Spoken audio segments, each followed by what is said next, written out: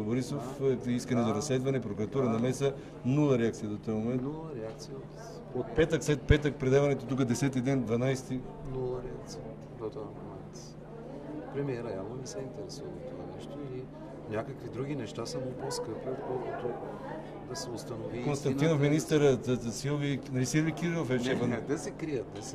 Те ги е страх. Тя, ако Бойко Борисов им каже, той е лош, махам го, те ще скочат и ще го нападнат и ще потвърдят цифрите. Колко е лош? Да, колко е лош. Обаче, ако не им каже, ще стоят, ще мълчат и ще се крият и ще си затварят телефоните, когато ги търсите по тази тема. Това е положението в България. Не за пръв път. Ужас. Стегът и ужас с Стойчо Кацаров. Бивш заместник министър в зората на здравеопазването, в зората на демокрацията. Интересно, тук имаше 5-7 камери дори. Ще видим, имаме малък интерес към цялата тази работа. Сега да чуем през съобщения, които са приготвили родители, жертви на трансплантация, съдят правителствена за причиняване на смърт на децата им. Родители на деца, починали при чернодробни трансплантации в болница Лозен, ще внесат тъжби до прокуратурата. Според родителите има редица нарушения при провеждането на трансплантация от екипа на болницата, вследствие на което операцията завършва със смъртен изход. Становището на Центъра за защита правата на правата в здравеопазването, Център за защита правата на здравеопазването е, че болница Лозенец, дай нататък, ще чета дословно нататък, е, че болница Лозенец няма право да извършва чернодробна трансплантация. Според Центъра са на лице всички обстоятелства, сочещи причиняване на смърт чрез действие от лице, което е извършвало правно регламентирана дейност, представляващи източник на повишена опасност, без да има необходимост за това квалификация и умения. На лице е небрежност, незнание и самонадеяност. На лице са утежняващи обстоятелства, причинена смърт на повечето на дете. Въпреки подадени сигнали към Министерството на здравеопазването и лично към министър-председателя господин Борисов за нелегитимната дейност на болница Лозенец, резултати от извършени проверки до сега не са обявени. Всички български деца, които са трансплантирани в чужбина, са живи. Черната статистика на трансплантацията в болница Лозенец е 70% неуспеваемост, с което говори само по себе си. За сравнение, в лицензираните медицински центрове от Европейския съюз успеваемостта е 98%, а 5-годишната преживяемост след интервенцията е 95%. Спрете експериментите с българските деца. Медийните прояви на професор Любомир Спасов, кардиохирург, директор на болница Лозенец, манипулират обществеността, тъй като публичното пространство се показва статистики на направени операции, а не на успешни такива. Когато родителите подписват информирано съгласие за трансплантация, те нямат представа, че подписват смъртната присъда на децата си, тъй като шансът им е по-малко от 50 на 50. По този начин се нарушават човешките права на пациентите, на които им е отказан информиран избор. Нека не превръщаме детския живот в статистически данни и голи цифри. Ето какво разказват родителите, минали през зада на болница Лозенец. Александра на 4 години. Уважаемо чета от пресъобщението на Центъра за защита правата в здравеопазването. Александра, няколко месеца след раждането и става ясно, че детето има атрезия на жлъчни пътища, т.е. липса или стесняване на жлъчни канали. В такива случаи трансплантация на черен дроб е неизбежна и спешна. Въпреки медицинските показания, детето е оставено да чака за животоспасяващата операция 6 месеца. Вследствие на това малката Александра е трансплантирана по-спешно за много тежко състояние на 6.2.2009. Обяснението на доцент Спасов за дългото протакане на операцията е годишен отпуск на лекари, коледни празници и командировки в чужбина, при което му е невъзможно да се свика екип. Сега, след тежки усложнения, вследствие на направената трансплантация, Али чака вече втори месец да бъде направена ретрансплантация от трупен донор в болница в Англия. Едже на 3 години. Диагнозата на Едже също е атрезия на жлъчни пътища с 6 месеца от откриването на заболяването. Детето започва да се влошава и лечащите лекари го насочват за чернодробна трансплантация в болница Лозенец. След 3-месечно чакане, без никакво обяснение защо трансплантацията е извършена на 6 август 2009. След операцията се получават тежки усложнения и доктор Спасов настоява за втора операция. Изплащане за живота на детето си, родителите се насочват към лечение в чужбина. След като кандидатстват във фонда за лечение на деца в чужбина, на 18 януари 2010 заминават за Англия. Едже е приета в много тежко състояние и по спешност на 25 януари 2010 е направена ретрансплантация. Борейки се за живота на детето, английските лекари установяват, че Той е пристигнал с счупени ребра, някои от които вече са зараснали. Радина на 3 години.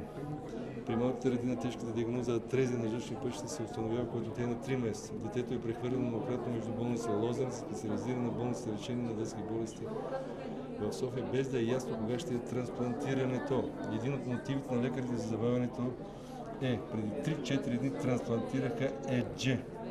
Един от мотивите така, неколкократно Радина е била подготвена за трансплантация и след това изписана без епикриза. Служители на болницата посъветват родителите да чакат доцент Спасов пред кабинета му и да му се молят да оперира Радина.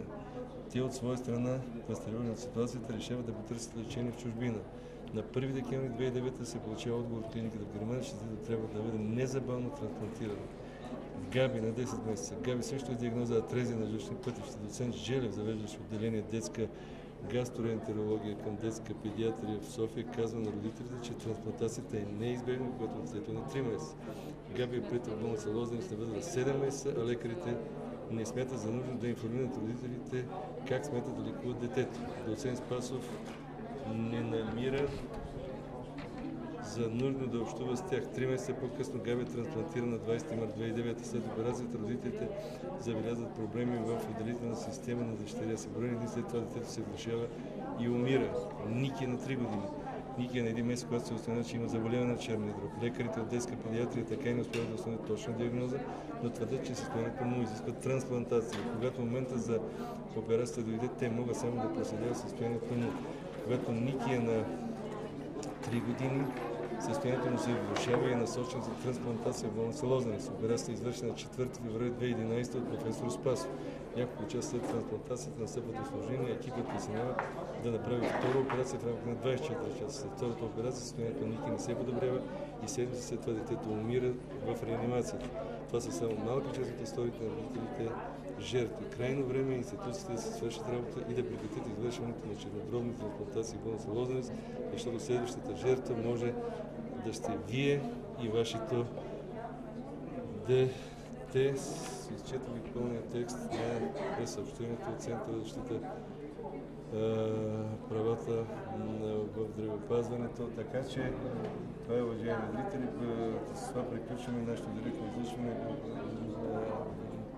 Бяхме свидетели на потрещаваща пресконференция с родители на деца, които по една или друга форма са пострадали, дали починали или дали е наложена втора операция след интервенция в бившата правителствена болница, сега болница Лозенец. Едно от нещата, които имаше участие на две адвокатки. Вече 2 дела се водят срещу болницата и срещу доктор Спасов. Един от най-абсурдните въпроси, които се постави, кой всъщност е оперирал децата, дали доктор Спасов, както си е тупал гърдите, докато нещата са наред, или пък, когато нещата са опрели до съд, както е случай с бащата Серкеджиев, изведнъж по съдебните документи, като оператор е написан лекаря доктор Петров. Другото, което беше изтъкнато и сега, че доктор Спасов няма необходимата квалификация, за да извършва такива трансплантации на бъбреци и черен дроб. Той е кардиохирург, по специалност казаха тук адвокатките. Повече от чудовищни са обвиненията. Час по-скоро да се надяваме, че господин Спасов най-после ще дигне телефона, ще се свържи с мен, за да отидем там и да продължим темата и най-после би трябвало от Министерския съвет да вземат някакво отношение и по някакъв начин да реагира, защото от 29 ноември е входящия номер на писмото на центъра до Бойко Борисов, на което няма никакъв отговор и никаква реакция. Така че нещата не могат и не трябва да останат в този вид.